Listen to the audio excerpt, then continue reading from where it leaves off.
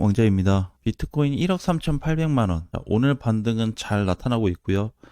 지금은 대형주만 따지게 되면 비트코인이 전체적으로 주도를 하고 있습니다. 이게 시점이 바뀐 게 여기부터 이제 바뀌기 시작했는데, 여기는 특별하게 비트코인이 대량 거래량이 들어오거나 뭐 그런 건 없습니다. 수급으로 따지면 조금 미미합니다. 그런데 현재까지 균형을 잡아주고 있어요. 전체적인 시장 균형을 너무 잘 잡아주고 있는데, 저항 돌파가 총 3단계가 뚫렸고, 그 다음에 올라와 주면서 지지선이 하나도 붕괴된 거 없이 지금도 잘 버텨주고 있습니다. 물론 이제 이 박스권에서 위협을 가했던 게 5번 정도 존재하지만 종가로는 다 멀쩡히 살아나고 있습니다. 그래서 오늘도 어제 추가 상승으로 인해서 조금 올라가지고는 있지만 아직 1억 4천을 좀 넘어가기까지는 퍼센테이지나 또는 거래량 추가 상승이 좀 더 필요한 상태입니다.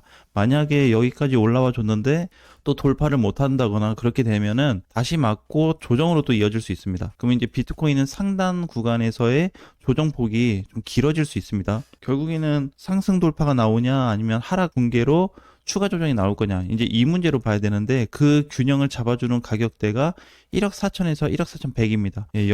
그래서 여기를 뚫어주는지 맞고 밀리든지 간에 이 부분에 대한 해소가 필요해서 뚫려야지만이 시장이 좋아질 수 있습니다. 그러면 오늘 포인트는 위험한 코인이 등장했습니다. 솔레이어예요. 보시면 아시겠지만 어제 하루 동안에 종가만 40%, 장중에는 더 빠졌습니다. 그래서 최근 3일 동안 따지게 되면은 퍼센테이지가 70%가 넘어가요. 75% 정도 하락하고 있는데 위험합니다. 왜 그러냐면, 저도 이제 회원님들하고 이제 코인을 보다가 뭐가 좋냐, 이제 괜찮냐, 이제 그렇게 얘기하다가 한 이 시점부터 솔레이어를 봐왔던 것 같아요. 자, 그런데 이렇게 이제 거래 없이 올라가는 거는 좀 위험할 수 있다, 이제 그런 얘기를 좀 했던 것 같습니다. 그래서 지금까지는 어떻게 이번에 4,800원, 5,000원 근처까지 찍어주고 나서 문제가 돼버린 거죠. 이게 왜 이렇게 급락으로 이어지냐면 매물대가 없습니다. 거래가 들어오면서 급락이 되는 거랑 거래 없이 올라가 주는 거랑 밀릴 때 속도감, 안전성, 그 다음에 무게를 가지고 잘 지켜주는지 천천히 떨어지는지 그런 거에 대한 차이가 있거든요. 그래서 거래가 없는 부분에 있어서는 상당히 위험한 포지션 중에 하나였습니다. 자, 그래서 이제 어제 오늘자로 보게 되면은 지금 나오고 있는 거래량이 절대로 적지 않다는 것을 기억해 볼 수 있어요. 자, 지금은 저는 그렇게 보고 있습니다. 코인들이 다 좋습니다.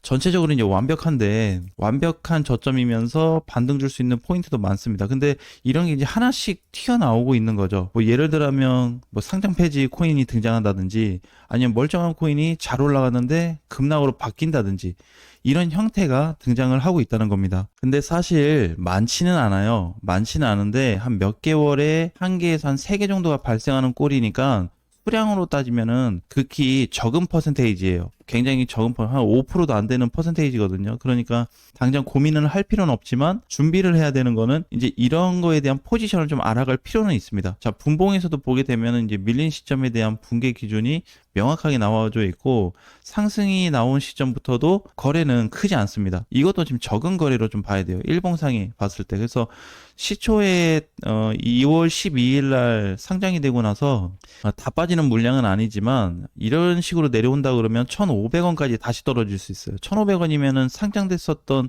그 종가 자리거든요. 종가 자리까지 한 1,200원 정도, 네, 그렇게 될 수 있습니다. 가격대가. 그래서 1,200이나 1,500선까지 빠질 수 있기 때문에 당분간 솔레이어는 뭐 신규 관점이라든지 이렇게 좀 보기는 어려울 것 같습니다. 왜냐면 이게 시간이 좀 됐는데 21년도가 있고요, 22년도가 있고 23년도, 이렇게 딱 최근 구간만 보면은 3단계로 나눠서 볼 수 있습니다. 망가진 코인들이.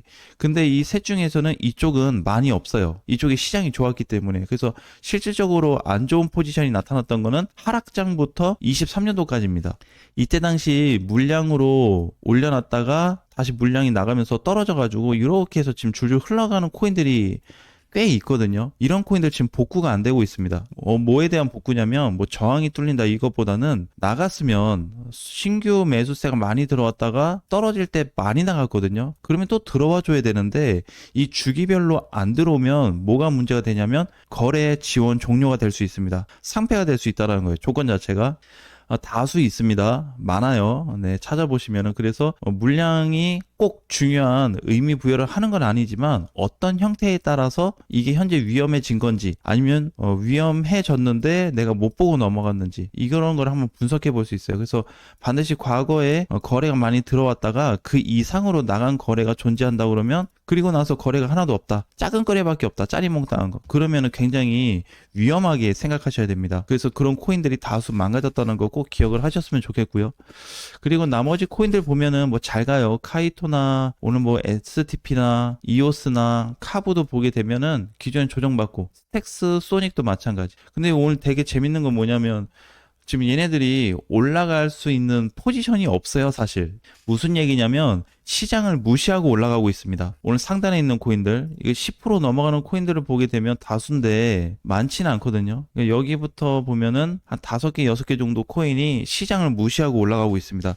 지수가 올라가지도 않아요. 그렇다고 해서 중소형 알트가 가냐? 그것도 아닙니다. 전체 알트도 안 가요. 지금 빨간불을 켜주고 있는 거는 상승을 켜주고 있는 코인은 비트밖에 없습니다. 근데 이거 비트도 세지가 않아요. 해외 거래소 기준하고 보면 뭐 0.2% 정도 상승이고 국내도 뭐 해봐야 뭐 살짝인데 크지 않거든요. 이거 제외하고 대부분은 거의 다 보합에 있거나 약간 마이너스 쪽에 있습니다. 그런데 이제 시세가 강하죠.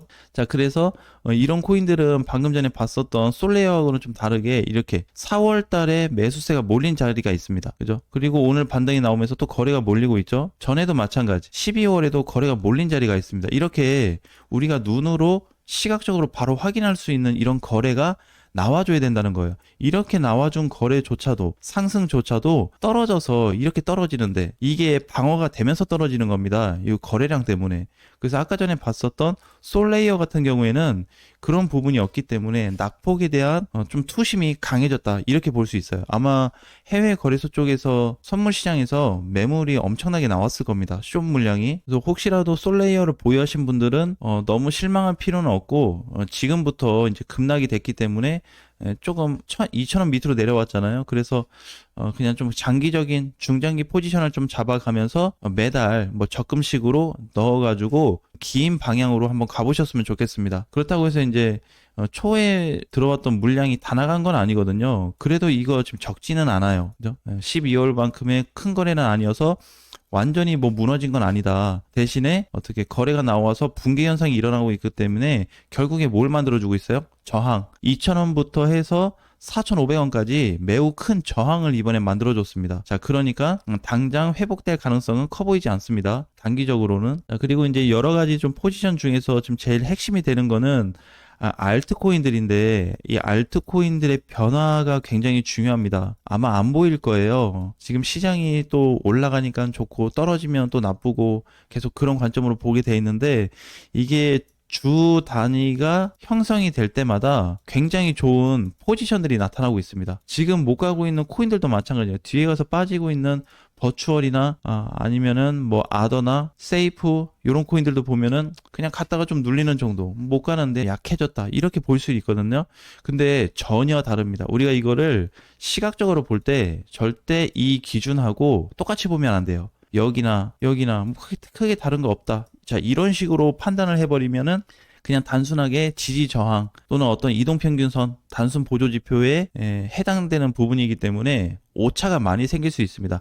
한 보조지표를 보거나 이평선을 가지고 계산을 했을 때는 10% 미만이에요. 전체적으로. 그래서 하나를 보지 않고 보통 다수를 가지고 보잖아요. 막 3, 4개씩 깔고 확인해서 보고 하는데 그렇게 깐다 그래서 이게 30%, 10% 미만이라고 해서 3, 4개 깐다고 해서 3, 40%까지 또 올라가는 것도 아닙니다. 여기에서부터 10%부터는 이제 1%에서 많게는 3%씩밖에 증가가 안 되거든요. 그래서 우리가 보조지표만 보고 매매하면 얼마나 좋겠습니까? 이동평균선만 보고 매매하면 얼마나 좋겠어요? 근데 그렇진 않거든요. 그래서 전반적인 흐름이 타이틀 구조가 다 달라요. 그래서 흐름을 읽어가는 게 중요합니다. 현재 위치가 여기로 와 있는데 여기 하락할 때하고 상승했을 때하고 다시 내려왔을 때하고 현 위치에 대한 흐름 포인트가 무엇 때문에 달라지고 있는지를 명확하게 분석해 볼 필요가 있습니다. 굉장히 중요한 내용이 될 수 있기 때문에 혹시라도 내가 차트를 좀 보면서 매매하시는 분이라고 한다면 이 포인트를 꼭 집어서 찾아냈으면 좋겠습니다. 그러면은 플러스 되는 부분이 상당히 많아질 수 있기 때문에 단기 포지션도 좋지만 중장기 포지션에 대한 자신감이 조금 많이 늘어날 수 있습니다. 그래서 지금은 코인들이 못 가고 있고 이렇게 세이프처럼 좀 조정받고 눌린다 그래서 나쁘게 볼 게 아니라 긍정적인 포인트는 아직 매우 강하게 나타나고 있기 때문에 시작이 되지 않아서 그래요. 이게 눌렸다가 찍고 지금 이렇게 있으니까 이게 가는 건지 마는 건지 이렇게 느껴져서 그러지 막상 떠버리면 네, 이 구간이 얼마나 중요했던 건지를 알게 될 겁니다. 그래서 현재 포인트에 대해서 현재 가격대 차트적인 부분으로 봤을 때 굉장히 중요하다는 거 꼭 확인하셨으면 좋겠습니다. 다음 시간에 뵙겠습니다.